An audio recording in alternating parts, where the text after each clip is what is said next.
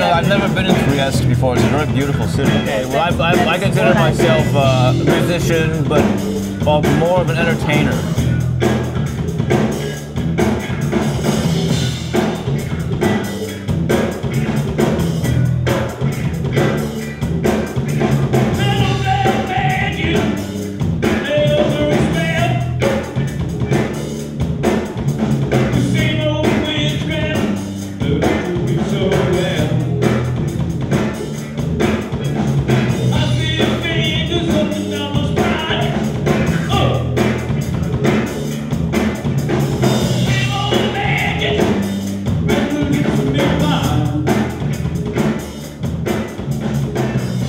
There was a time when New York was in a city of New York was in a very bad way, you know.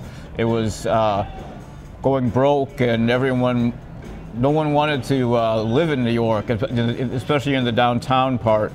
So you could live there extremely cheap, and lots of artists, you know, they moved into Soho and got lofts, or you could get in the Lower East Side. You could live in an apartment really very cheap. You didn't even have to work, you know. The way she should, I got it bad and that ain't good. I saw in the Village Voice newspaper a little ad said like CBGB, and there's little picture of like the Ramones, and I didn't even know what it was, but I thought this looks like there's something interesting happening. So I went. And that was beginning of 1976.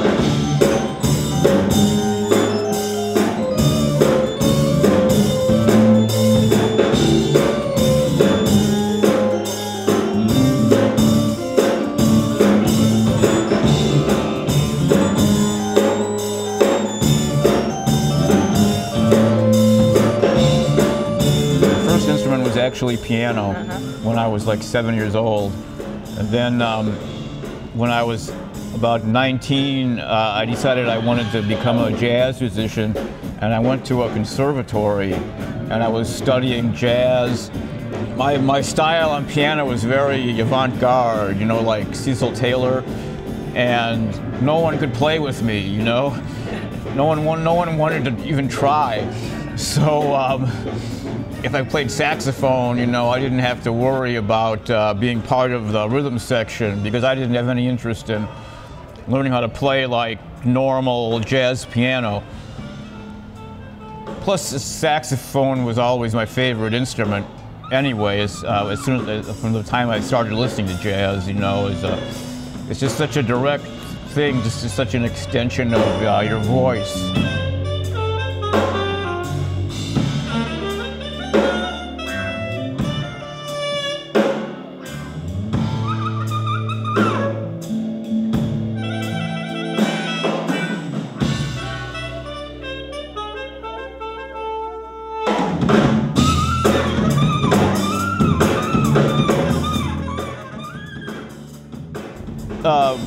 First audience I had in New York, they were a lot of artists from Soho, and they were very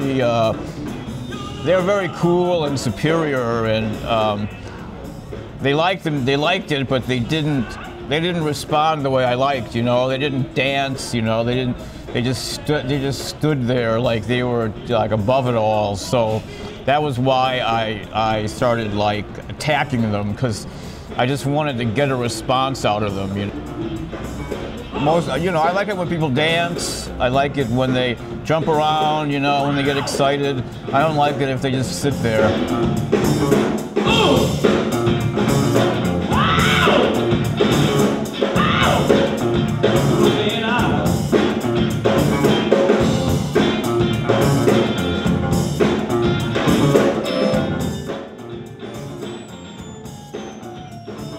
I mostly listen to music from before 1980, you know, what they call rare funk music from the 70s and 60s, and I listen to a lot of African music, mostly also from the 70s.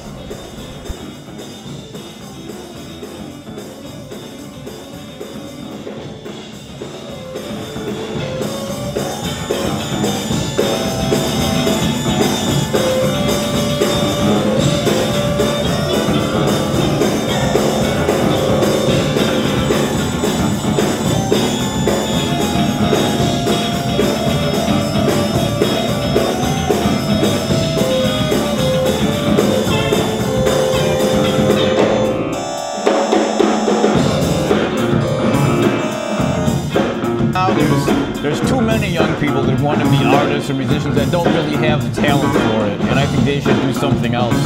You know, I think it's more difficult to do anything original because so many, you know, everything has been done. You know, it's hard to come up with something, you know, new. You know, the best you can do is make a new combination of a couple of different things. You know, which is kind of what I did.